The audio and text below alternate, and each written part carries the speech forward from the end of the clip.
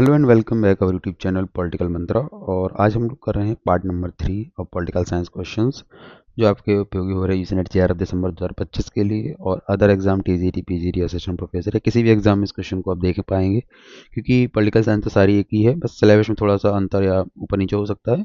और क्वेश्चन का तरीका आपको पता ही है इस चैनल पर कि आप आइए अपने मतलब देखिए अपने स्पेस वीडियो और उसके बाद में आपको जो आंसर आपको लगे कमेंट सेक्शन दीजिए या फिर अपने आप नोट्स में ऐड करते जाइए अगर जो चीज़ आपको नहीं समझ में आ रही है। इसके साथ ही हमारे चैनल पर और वीडियो पड़ी हैं जो आप देख सकते हैं, इसके पहले 2 पार्ट हो चुके हैं, वो भी आप वॉच कर सकते हैं। तो हम लोग स्टार्ट करते हैं और एक कोटेशन के साथ करते हैं कि शिक्षा की जड़ें कड़वी होती हैं लेकिन फल मीठा ही होता है। समय लग सकता है किसी चीज़ में, आपकी तैयारी में आपको थोड़ा लग सकता है कि बोरियत फील हो, बोर्डम लगे चीज़ों को पढ़ने में, कुछ कॉन्सेप्ट ना समझ में आए, एग्जाइल लेते हैं जैसे कंपैरेटिव पॉलिटिक्स आपको नहीं समझ आ सकती, कुछ टॉपिक्स होते हैं जो कभी कभी आपको प्रॉब्लम में दे सकते हैं कि आपको नहीं याद हो रहे। बट अगर आप उनमें मेहनत करते रहेंगे ना तो एक समय फल आपको मीठा ही मिलेगा उस चीज़ का। ठीक है, तो उसके साथ में हमारे टेलीग्राम चैनल के साथ आप ज्वाइन हो सकते हैं, पॉलिटिकल मंत्रा। इस चैनल का स्क्रीन आप स्कैन भी कर सकते हैं और @ पे आप लगा के डाल सकते हैं। और हमने आपको बता दिया कि net JRF set TGT PGT assistant professor के एग्जाम के लिए समान रूप से उपयोगी, और इसके साथ ही आपका एमपी सेट आया उसमें भी आपके एग्जाम में काम आएगा। ठीक है, बढ़ते हैं पहले क्वेश्चन की तरफ से। और क्वेश्चन की संख्या अपने आप अकॉर्डिंग कर लीजिए, क्योंकि संख्या से कोई मतलब नहीं है यहाँ पे, मेनली कंटेंट आपको कितना डिलीवर हो रहा है आपके पास में। और अपने दोस्तों के साथ जरूर शेयर करें वीडियो को पॉलिटिकल साइंस के या फिर अदर ग्रुप में भी, जिससे कि उन दोस्तों को भी फ़ायदा हो उन क्वेश्चन का जो एग्जाम में किसी न किसी एग्जाम में आए हुए हैं, और उनका एक्सप्लेनेशन भी उनको साथ मिले टाइप्ड वाला जो आप अपने नोट्स में ऐड कर सकते हैं। तो पहला क्वेश्चन आज का होगा वीडियो का, which of the following thinkers argue that individuals should have right to culture membership. In इस कॉन्सेप्ट ही फर्दर डिस्टिंग्विश करते हैं between 3 different type of right, करते हैं self government right, poly ethnic right and special representation right. अगर किसी ने multiculturalism को पढ़ा होगा in the theory section political theory UGC NET में, तो उसको पता होगा कि ये किस थिंकर से बात हो रही है। विल्के मिल्का का इन्होंने कॉन्सेप्ट दे दिया क्वेश्चन में, ये पूछा गया था आपके एचपीएससी 18 मई को पूछा गया था एग्जाम में। अब मैंने इसका लेने का रीज़न क्या था, इस क्वेश्चन में एक फ़ायदा ये है कि आपको देखिए 2 कॉन्सेप्ट, पहला तो ये पूछा रहा किसने दिया, और दूसरा उसके 3 राइट भी उसने दे दिए क्वेश्चन में। इसका आंसर होगा विल्के मिल्का। ठीक है, ये आपको ध्यान रखना है। इस साथ देखते हैं कि एक्सप्लेनेशन इसमें क्या हम देते हैं। Will Kymlicka is a Canadian political philosopher रही हैं। ठीक है, पहले ध्यान रखना कनाडा से हैं, और उन्होंने लिखा है multiculturalism, minority right and liberalism. देखिए ये इतनी सारी चीज़ें आपके क्वेश्चन पूछ सकती है कि विल्के मिल्का कौन है। तो पहले तो मल्टीकल्चरल थिंकर है, माइनॉरिटी राइट पे लिखती हैं और लिबरलिज्म के ऊपर। इनकी बुक का नाम है मल्टीकल्चरल सिटीजनशिप 1995। ठीक है, तो आपको दोनों मैंने बाइलिंगुअल लिख दिया है, और उसके साथ में आपको मैंने बता दिया कि ये क्वेश्चन यहाँ से पूछा सकता है कि बुक का नाम और ईयर भी पूछा सकता है। तो आपको ध्यान रखना है कि विल्के मिल्का ने अपने कम्युनिटेरियन पर्सपेक्टिव पे लिखा है कि समुदायवाद पे लोगों की भी अपनी मतलब ये होता है ना कि मिनिमम लोग हों फिर भी उनको माइनॉरिटी राइट देना चाहिए, तो इस तरीके से ध्यान रखना आपको विल्के मिल्का को। उसके साथ में people have people have not only individual rights, ठीक है, but also group differentiate right भी उनके पास होने चाहिए कल्चर मेंबरशिप के लिए। लोगों के पास न केवल व्यक्तिगत अधिकार होते हैं बल्कि उनकी सांस्कृतिक सदस्यता से भी संबंधित समूह वेदित अधिकार से कहते हैं डिफरेंशिएट राइट होते हैं। बिकॉज एक सोसाइटी में अगर 100 लोग हैं मान लेते हैं, उसमें से अगर मान लेते हैं 20 एक धर्म को अपनाते हैं, 20 एक को मनाते हैं, 5 ऐसे भी होंगे, 6 ऐसे भी होंगे, 10 ऐसे भी होंगे जिनके पास मल्टीपल टाइप के होते हैं। जैसे इंडिया में अपने क्यों कहते हैं डाइवर्सिटी ऑफ इंडिया, बिकॉज बहुत सारे कल्चर्स को इसमें समाये किया हुआ है। ठीक है, इसे हम लोग कहते हैं सलाद वाला एक, अगर आपने कौन सा कम्युनिटेरियन पढ़ा होगा, एक होता है मोज़ेक होता है, एक सलाद बाउल होता है जिसमें हम लोग सभी लोग एक साथ रहते हैं। ठीक है, और सांस्कृतिक सजगता महत्वपूर्ण है क्योंकि यह व्यक्तियों को चुनाव का एक संदर्भ प्रदान करती है, एक सांस्कृतिक पृष्ठभूमि जो उन्हें जीवन में सार्थक निर्णय लेने में मदद करती है। यहाँ बात हो रही है पर्सनल राइट्स की और प्लस में कल्चरल राइट की। ठीक है, अब देखते हैं 3 राइट्स हैं, अगर थोड़ा आपको ना दिख रहा हो तो 3 राइट जो थे उनको थोड़ा एलिब्रेट करते हैं कि क्या क्या उन्होंने दिए थे। यहाँ हिंदी में यहाँ इंग्लिश में भी उसको दे रखा है, तो आप दोनों पढ़ सकते हैं। ठीक है, मैं रोक देता हूँ, आप इसको पॉज करके पढ़ सकते हैं, मैं हिंदी में थोड़ा समझा देता हूँ। देखिए सेल्फ गवर्नमेंट राइट, पहले आपको देखिए ये क्वेश्चन कैसे बन सकता है कि अगली बार पूछे कि विल्के मिल्का ने कौन से 3 राइट दिए हैं, और यूसी नेट में पूछा जा चुका है ये। तो self government right, polyethnic right, special representation right भी है। तो पहला है कि ये अधिकार राष्ट्रीय अल्पसंख्यकों या आदिवासी समूहों को स्वयं शासन करने के लिए दिए जाते हैं। अब बात करते हैं उदाहरण में, भारत में जनजातीय स्वशासन, कनाडा में इंडिजिनस समूहों का शासन दिया जाता है। तो आपको ध्यान रखना है जनजातीय शासन भारत में दिया गया है, उसके साथ में पॉलीएथनिक राइट भी दिए गए हैं। पॉलीएथनिक राइट कहते हैं ये अधिकार प्रवासी समूह इमिग्रेंट को उनकी संस्कृति को बनाए रखने हेतु समाज में समाहित होने में मदद करते हैं, यानी कि मल्टीकल्चरिज्म में एक आता है self government right, self government का पॉलीएथनिक राइट भी होते हैं अधिकारों को। ठीक है, जैसे कि पारंपरिक पोशाक पहनने की अनुमति, धार्मिक त्यौहार मनाने की मान्यता देना। जहाँ से कनाडा से आते हैं, कनाडा में इस चीज़ को लागू किया जा चुका है, तो आपको ये भी ध्यान रखना पड़ेगा इसके साथ में, ठीक है।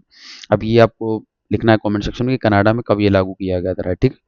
उसके साथ में विशेष स्पेशल रिप्रेजेंटेशन राइट भी होना चाहिए, यानी कि ऐसे कहते हैं आनुपातिक प्रतिनिधित्व के जरिए मिलना चाहिए। तो अल्पसंख्यक समूह को भी मिलना चाहिए राजनीतिक प्रक्रिया में प्रतिनिधित्व सुनिश्चित करने के लिए होते हैं। यानी पहला होगा खुद की सरकार, सेल्फ गवर्नमेंट राइट होनी चाहिए। पॉली एथनिक राइट, यानी कि बहुत सारी चीज़ें, जैसे इसको उदाहरण समझना है, कनाडा से ज़्यादा सिख जो पहनते हैं ना अपनी पगड़ी, उसको उदाहरण में याद रख लीजिए इसमें, कि उनके हमने दे रखा है राइट, तो इस तरीके से। और स्पेशल रिप्रेजेंटेशन राइट का मतलब हो गया संसद या विधानसभा में आरक्षित सीटें। हम लोग जानते हैं कि 8, 4 और 4, 7 सीटें, यानी कि यहाँ पे हमारे जैसे रक्षित की गई हैं, यानी कि शेड्यूल्ड कास्ट और शेड्यूल्ड ट्राइब्स के लिए। 84 सीटें वहाँ के लिए हैं और 47 सीटें वहाँ के लिए। तो इसको क्विड से याद कर सकते हैं, 8, 4, 7 के नाम से भी आप याद कर सकते हैं कि 84 यहाँ हो जाएंगे, 47 यहाँ हो जाएंगे, ठीक है। ये भी पूछा जा सकता है क्वेश्चन की। आपको स्टेट भी एक क्वेश्चन पूछा गया था पिछले साल, जो एग्जाम कैंसिल हो गया, तो उसमें पूछा था क्रोनोलॉजी में लगाना है कि किस क्षेत्र में मतलब जो जनजातियाँ रहती हैं, या फिर वन आवरण के हिसाब से। इस तरीके से क्वेश्चन बहुत पूछे जाते हैं कि सबसे ज़्यादा किस में, सबसे कम किस में है। तो इस तरीके से आपको याद रखना है। ये मैंने इंग्लिश में ऐड कर दिया है वही चीज़ को, ठीक है, आप याद कर सकते हैं इसको। अगला क्वेश्चन बढ़ते हैं। ये भी पूछा गया था 18 मई को। और मैंने 18 मई के पेपर इसलिए भी लिए हैं क्योंकि इसमें क्वेश्चन अच्छे थे, मतलब आपकी अंडरस्टैंडिंग को बिल्ड करने के लिए बहुत अच्छे क्वेश्चन थे। फैक्ट तो है ही, साथ में आप देखिए समझने की कोशिश करिए कि ये क्वेश्चन में कितनी सारी चीज़ें आपको देखने को मिलती हैं। ब्रॉड पर्सपेक्टिव कह सकते हैं इसको। अगला क्वेश्चन है द पॉलिटिकल इलाइज एंड इनजस्टिस, इसे कहते हैं हम लोग ज्ञान वाले लोगों को शहर की eradicated if knowledgeable people are put in the helm a city state politics the above belief of Plato is influenced by whom. यदि ज्ञानवान लोगों को शहर राज्य की राजनीति के शीर्ष पर रखा जाए, ठीक है, तो राजनीतिक बुराइयों और अन्याय को समाप्त किया जा सकता है। प्लेटो का उपरोक्त कथन किससे प्रभावित है? अब देखिए, बात करते हैं हम प्लेटो की, ठीक है। प्लेटो प्लेटो को सभी लोग जानते हैं कि हम लोग पढ़ते हैं दार्शनिक के रूप में। प्लेटो का था दार्शनिक राजा। क्यों उसने दिया? क्योंकि जो जिस जगह रह रहा था वो, वहाँ पे लोकतंत्र को वो बहुत गलत मानता था। प्लेटो हो गया, अरस्तु हो गए, उन्होंने कहा दार्शनिक राजा होना चाहिए। अब उसके दिमाग में उसकी परिस्थितियाँ ऐसी थी कि उसने ऐसी चीज़ें बनाई। अब ये यूटोपियन आइडिया है उसका, ठीक है, ध्यान रखना इस बात को लेकर। ऐसा कहीं हुआ नहीं है कि हम लोग सोच जाते हैं कि चीज़ें हो जाएंगी, ऐसा नहीं। अब दार्शनिक राजा की बात, अब ये क्वेश्चन पूछता है कि ये जो प्रभाव है इस चीज़ के बैकग्राउंड में, लिखा नहीं ज्ञानवान लोगों को शहर राज्य के ऊपर दे देना चाहिए, मतलब टॉप पे रखना चाहिए। तो इसको जो लाए थे, जो मतलब इसको इंस्पायर किया प्लेटो को, प्लेटो के गुरु कौन थे? तो आप सभी को पता है, सोक्रेटिस इनके गुरु थे। अब सिसरो को सभी लोग जानते हैं, थॉमस एक्विनास मिडाइवल थिंकर रहे हैं, अरस्तु इनके शिष्य रहे हैं प्लेटो के। अरस्तु ने लिखी पॉलिटिक्स बुक लिखी है, ठीक है, ये ध्यान रखना आपको है। इसे हम लोग कह सकते हैं राजनीति साइंस पे, और अरस्तु क्या कहते हैं? पॉलिटिकल साइंस से मास्टर साइंस कहते हैं, ठीक है, ध्यान रखना इनको भी। अब इंडक्टिव मेथड भी दिया, डिडक्टिव मेथड भी एज अरस्तु के द्वारा ही दिया गया है, ठीक है। तो देखा है क्वेश्चन, अब आपने देखा अरस्तु, इसका आंसर हो जाएगा। थोड़ा देखते हैं इसके बारे में। यदि ज्ञानवान यानी दार्शनिक लोग राज्य का संचालन करें तो राजनीतिक बुराइयां और अन्याय समाप्त हो सकते हैं, ऐसा प्लेटो का मानना था। उनके गुरु सुकरात से ही प्रभावित थे। प्लेटो का मानना था कि राजनीति को अज्ञानी या सामान्य लोगों के साथ में नहीं छोड़ना चाहिए, क्योंकि वो ऐसा कह सकते हैं कि तरीके से नहीं चला सकते शासन को, ठीक है।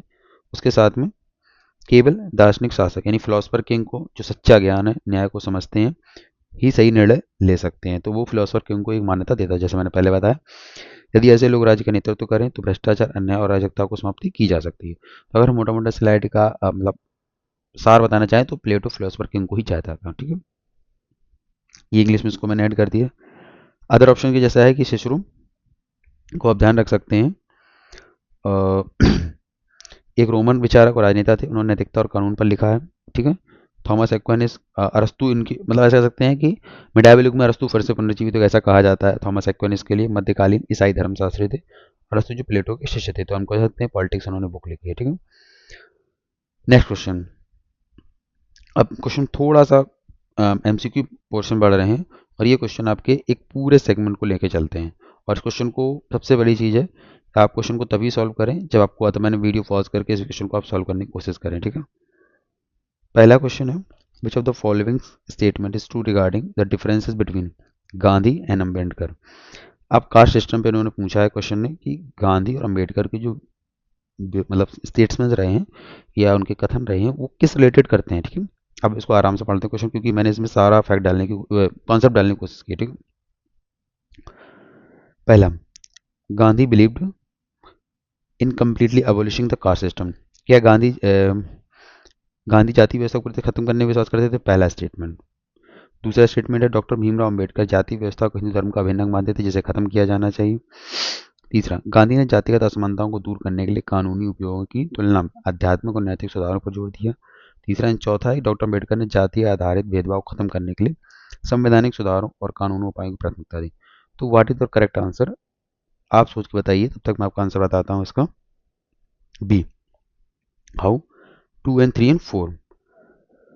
2 and 3 4 में क्या रहेगा? देखिए पहला देखते हैं कि क्या गांधी जी ऐसा कुछ करते थे, आप बताइए। आपने गांधी सबको पढ़ा है, तो उन्होंने ऐसा कुछ नहीं कहा, तो उन्होंने हरिजन जैसे सेवक संघ बनाया, उन्होंने दलितों के लिए रिप्रेजेंटेशन की बात की है, वहाँ पे लाए सीटें को उन्होंने अम्बेडकर जी से कहा कि आप करवा लीजिए, ऐसा अलग से ना कराइए।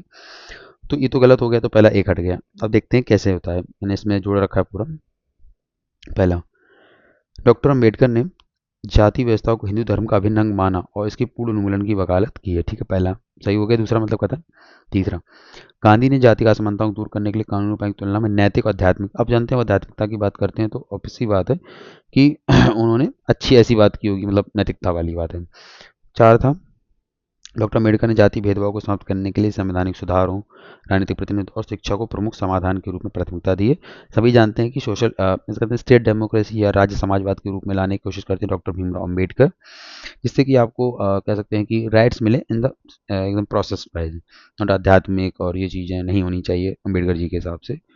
और देखिए वर्ल्ड व्यवस्था को बनाए रखने के लिए अस्पृश्यता को विरोध करने सुधार किया था किसने? गांधी जी ने, ठीक है। तो आप ये चीज़ ध्यान रख सकते हैं। नेक्स्ट क्वेश्चन है, what was doctor Ambedkar perspective on achieving social equality in India. अब डॉक्टर अम्बेडकर से क्वेश्चन फिर आया, अब पूछ रहा है कि भारत में सामाजिक समानता प्राप्त करने में डॉक्टर अम्बेडकर का दृष्टिकोण क्या था। तो अगर हम इसमें थोड़ा सा देखें, इसके लिए दलितों के लिए राजनीतिक प्रतिनिधित्व शिक्षा की आवश्यकता की थी। ये आपको देखते जाना, मैं क्वेश्चन पढ़ रहा हूँ, अब तक आंसर अपना जरूर सोचिए कि इसमें कौन से सही हो सकते हैं, ठीक है। दूसरा था, यह मुख्य रूप से आध्यात्मिक शुद्धि के माध्यम से प्राप्त किया जा सकता था, या फिर इसे कानूनी और संवैधानिक सुधार आवश्यक थे। इसके लिए आर्थिक असमानताओं को समाप्त करने की मांग की गई थी। अब बताइए क्या है। अभी हम लोग पढ़ के आए थे कि ये तो काफ़ी हद तक सही है, शिक्षा की वकालत की, कानूनी और संवैधानिक सुधार आवश्यक थे, इनके लिए आर्थिक असमानताओं की, ठीक थी। क्या आप देखिए कि क्या अचीवेबल थ्रू स्पिरिचुअल, अगर ये स्टेटमेंट आप मिलाएंगे तो गांधी जी से नहीं मिल रहा है, समझे। तो हो गया दो, ये दो अलग हो गया, दो अलग हो गया। अब एक तीन तो सही था और चार देख लीजिए असमानताओं को समाप्त करने की मांग की थी। तो आंसर इस बी हो जाएगा, आपके सामने है। और देखिए क्वेश्चन आपको कितना अंदर लेके जा रहा है, आपको देखिए अंदर तो नहीं इतना लेके जा रहा है, बट हाँ पता तो होना ही चाहिए कि अगर आपका एग्जाम है और आपको गांधी जी नहीं पता तो आपको सिलेबस में दिए गए हैं। तो इसलिए मैं कहता हूँ हर एग्जाम के लिए वीडियो कवर करती है, वैसे भी आपको पता होना चाहिए चीज़ों के बारे में। तो देखते हैं, doctor Bhimrao Ambedkar emphasized a comprehensive approach to achieving social equality which included the following, जैसे कि उन्होंने दलितों के अधिकार की रक्षा के लिए बात की, ठीक है। उनका मानना था कि जातिगत भेदभाव खत्म करने और समान अधिकार सुनिश्चित करने के लिए आवश्यक भी थे। चौथा है कि उन्होंने सच्ची समानता प्राप्त करने के लिए आर्थिक असमानताओं को दूर करने की आवश्यकता पर बल दिया, ठीक है। और आध्यात्मिक शुद्धि को नहीं दी थी, बल्कि व्यावहारिक और संस्थानगत मतलब समाधान थे उन पर जोर देने की उन्होंने पूरी वकालत की, ठीक है। Which of the following statement about Plato's concept of justice are correct. जो प्लेटो का हमारा जस्टिस है, अब देखिए प्लेटो पे हम आ गए, अम्बेडकर जी को हो गया, गांधी जी का क्वेश्चन हो गया, अब देखते हैं प्लेटो पे। प्लेटो की अवधारणा के निम्नलिखित कथन कौन से सही माने गए। पहला, प्लेटो न्याय को समाज में प्रत्येक वर्ग द्वारा अपनी उचित भूमिका निभाने की परिभाषित करता है। अब यहाँ पहला स्टेटमेंट में पढ़ा कि क्या ऐसा था प्लेटो के बारे में, यस या नो में। प्लेटो के अनुसार न्याय का अर्थ सभी व्यक्तियों की समानता थी, ये बताना आपको। न्याय समाज के तीन वर्गों शासक, सहायक, उत्पादक की सामंजस्य, इनसे कहते हैं रूलर्स, एक्सिलरीज एंड प्रोड्यूसर्स। प्लेटो का न्याय का विचार व्यक्ति की आत्मा में नहीं था, जो तर्क, भावना और भूख को संरेखित करता है। Plato's idea of justice is rooted in the individual soul, alleging reasons and spiritual appetite। अगर देखते हैं तो प्लेटो को हमने बताया आपको प्लेटो ने तीन वर्गों में बांटने की कोशिश की है लोगों को। फिलोसफर किंग की बात करते हैं, प्रोड्यूसर क्लास की बात करते हैं, और सैनिक वर्ग की भी बात करते हैं। दो वर्ग को उन्होंने संरक्षक वर्ग में रखा है, फिलोसफर किंग और आपके सैनिक वर्ग को, ठीक है। इन्होंने साम्यवाद की भी बात की है कि दो लोगों के पास में संपत्ति और वाइफ्स नहीं रहेंगी, प्रोड्यूसर रख सकता है। ठीक है, ये हो गया ओवरव्यू। बात गुफा रूपक का सिद्धांत दिया है, जिसे कहते हैं एलिगॉर्गी ऑफ केव का सिद्धांत भी इन्होंने दिया है। तो उसी से रिलेटेड देखते हैं थोड़ा सा इस क्वेश्चन में क्या कहना है। इसका आंसर भी देख लेते हैं, यही मैंने स्टेटमेंट सारे ऐड कर रखे हैं। बी होगा इसका आंसर, बी है। कैसे देखते हैं, तो बी का मतलब हो गया 1 3 4। और मैं बता दूं, अगर प्लेटो के अंदर समानता होती वो 3 वर्गों में कभी नहीं बांटता। ठीक है, अब 3 वर्ग कौन कौन से थे? पहला था रूलर्स, दूसरा था स्पिरिट, ऑक्सिलरीज, ठीक है, और उसके बाद में प्रोड्यूसर। ठीक है, देखते हैं थोड़ा सा इसके बारे में पढ़ते हैं। प्लेटो की न्याय की अवधारणा को इस बात पर जोर देती है कि समाज में प्रत्येक वर्ग शासक, सहायक और उत्पादक को दूसरों के कार्यों में हस्तक्षेप किए बिना अपनी निर्दिष्ट भूमिका निभानी चाहिए। यह समाज के समुचित काम को निर्देशित करता है। तो अगर हम इसमें देखना चाहें तो इस तरीके से समझें कि जो 3 वर्ग थे, यानी इसे हम लोग पहला कह रहे थे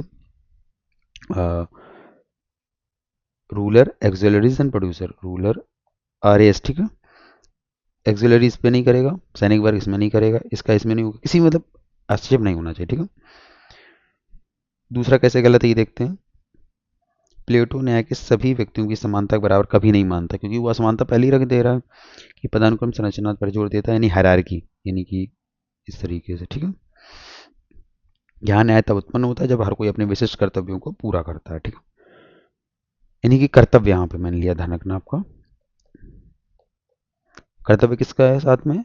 इन द फॉर्म ऑफ प्लेटो। ठीक है, उसके साथ में 3 नंबर कहता है न्याय वास्तव में 3 वर्गों की सामंजस्य, जो संतुलित और सुव्यवस्थित समाज को दर्शाता है, क्योंकि उसने 3 में बांट रखा था। प्लेटो न्याय को व्यक्ति की आत्मा से भी जोड़ता है, जहाँ तर्क शासन करता है और आत्मा तर्क का समर्थन करती है और भूख नियंत्रित करती है। यह सामाजिक संरचना को दर्शाता है। तो प्लेटो का आपको इतना अध्ययन करना पड़ेगा अच्छे से, बेसिक से लेकर एडवांस तक, कि आपको क्वेश्चन कोई प्लेटो का अगर फैक्ट नहीं भी आता है, बुक्स देखिए हर कोई याद कर लेगा, मुझे पता है, पर अगर मैं प्लेटो को अच्छे से नहीं पढ़ा ना, तो मैं इसके लिए बुक रिकमेंड करता हूँ हिंदी मीडियम में सबसे बेस्ट रहेगी ओपी गावा।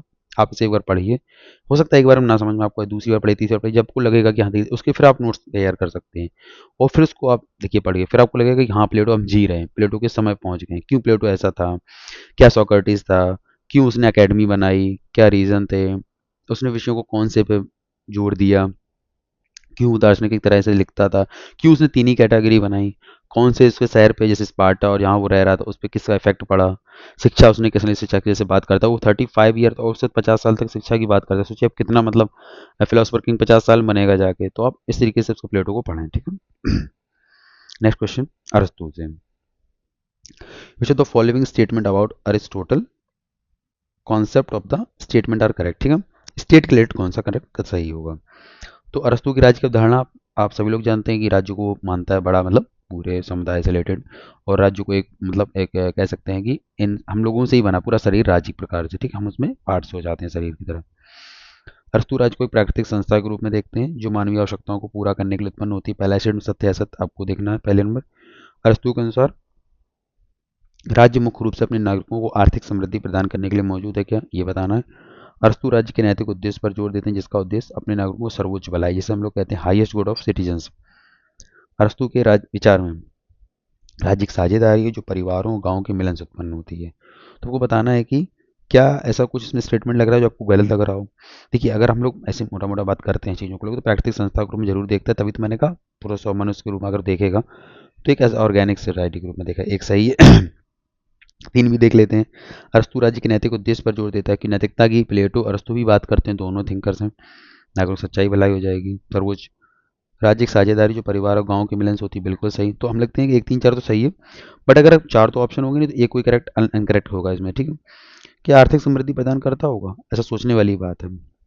देखिए अगर आपने अरस्तु पढ़ा है और प्लेटो भी पढ़ा होगा, तो आप दोनों थिंकर्स को कंपैरिजन कर लीजिए, थोड़ा तो अंतर मिलेगा, बट आप देखेंगे कि दोनों में लगभग सिमिलरिटी, जैसे डेमोक्रेसी को दोनों निगलेक्ट कर देते हैं, तो आप ये भी समझ सकते हैं इस चीज़ को लेकर। तो आंसर होगा बी, यानी 1 3 4। अब यहाँ देखना बी भी आंसर आ रहा है, तो ऐसा नहीं है, पर स्टेटमेंट ऐसा फिक्स किए गए क्वेश्चन है कि जिससे आपको पूरा कॉन्सेप्ट समझ में आ जाए। और कैसा लग रही है आपको वीडियो, जरूर कमेंट सेक्शन में बताएं। फीडबैक आपका हमें बताता है कि कैसे आगे वर्क करना है इस वीडियो पे। ठीक है,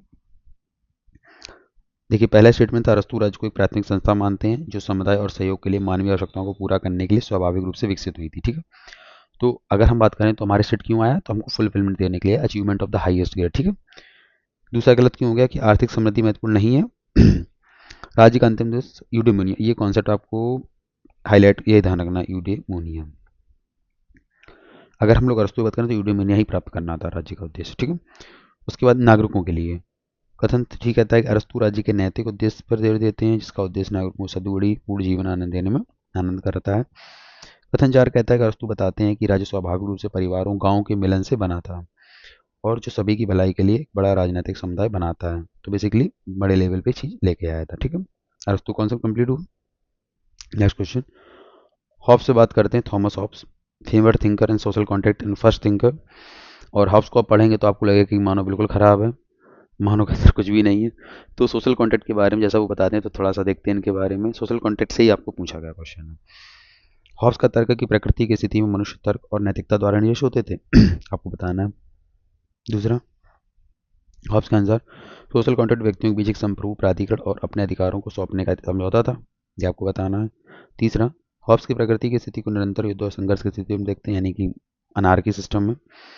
war and conflict and Hobbes सिद्धांत के अनुसार संप्रभु के पास शांति और सुरक्षा सुनिश्चित करने का पूरा अधिकार है। तो अगर हम पहला देखते हैं इस चीज़ में, तो मनुष्य तर्क और नैतिकता द्वारा सम्मिलित होती है, तो ये स्टेटमेंट आपका गलत हो जाएगा, ठीक है। पहला तो रॉन्ग हो जाएगा। ओके, अब और देखते हैं। बीच संप्रभु प्राधिकरण को अपने अधिकारों को सौंपने का समझौता है, this is the correct option, ठीक है। हॉब्स प्रकृति के निरंतर युद्ध और संघर्ष की स्थिति के रूप में देखते हैं, यस, ठीक है। और उसमें शांति और सुरक्षित करने का पूर्ण अधिकार है, बिल्कुल सही है। तो ठीक, बी आंसर इसमें हो जाएगा। इसको थोड़ा सा समझते हैं। ये तो अब गलती हो गया कि मनुष्य नैतिकता से तो होता नहीं है, सबको पता है, क्योंकि अगर हॉब्स को आपने पढ़ा है तो ये तो चीज़ हो ही नहीं सकती इसमें, सही। दूसरा देखते हैं कि इस व्यक्ति शांति और सुरक्षा के बदले अपने प्राकृतिक संप्रभु प्राधिकरण को सौंप देते हैं, दिस इज द करेक्ट कथन, सही का 3 कहता है हॉब्स प्रकृति के सतत युद्ध के रूप में बाधित कर देते हैं, क्योंकि युद्ध तभी तो वो लेके आते हैं सोशल कॉन्ट्रैक्ट लेवियाथन को, जहाँ जीवन एकाकी, गरीब, बुरा और छोटा होता है। और कथन 4 कहता है कि हॉब्स एक संप्रभु वकालत कर देते हैं, सूचित करने और रोकने का अधिकार देता है। तो अगर हम हॉब्स को समझना चाहें, हॉब्स कहता है कि एक जो बनेगा ना वो उस बीच में से नहीं होगा, ये आपको ध्यान रखना है। यानी जो जिसे कहते हैं हम लोग लेवियाथन, उस बीच में से नहीं होगा, उसको हमने सारी शक्तियाँ दी हैं, उसने भी सारी शक्तियाँ दी और उस सारी शक्तियों को दिया जिससे वो हमारी सुरक्षा कर सके, अनार्की पैदा ना हो। तो आज के हम लोग क्वेश्चन इतने ही रखते हैं और अगली वीडियो में हम लोग इससे आगे क्वेश्चन करेंगे। वीडियो ज़्यादा लंबा नहीं करना चाहते, 30-35 मिनट का वीडियो आप हो रहा है, जिससे आप रिवीजन आराम से करने लगे, ज़्यादा से ज़्यादा बड़ा ना वीडियो बनाया जाए। तो तब तक आप वीडियो को लाइक करें, शेयर करें, अपने दोस्तों के साथ भेजें और एक अच्छा सा फीडबैक जरूर आप प्रोवाइड करें।